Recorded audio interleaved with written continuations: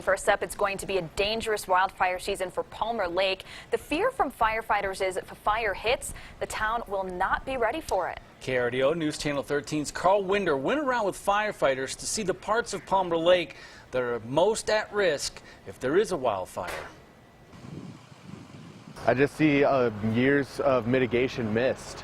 Lots of ladder fuels, lots of overgrowth.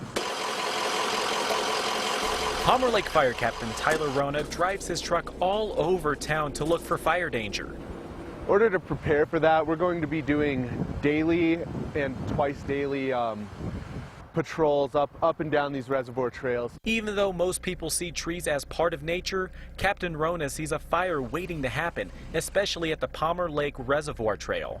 Topography is huge, it's very steep. That causes the fire to spread more rapidly. Because this is a nice ravine in here, the chutes cause the wind patterns to do erratic things. Another dangerous spot he checks often is Limbaugh Canyon.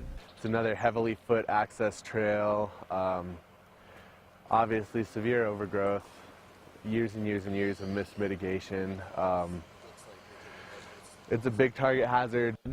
These two areas have many trees, and Captain Rona says that's bad news for firefighters. It's super hard to find a safety zone. The road is very narrow, very long, and almost a one-way in. But there is a bright spot in Palmer Lake.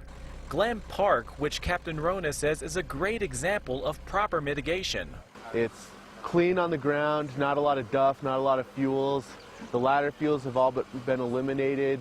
And if a fire hits the park, he says it can be saved. It's easier to fight a fire here where we have a safety zone. We have a place where our vehicles can back out. Our hose isn't getting tangled up on every other tree.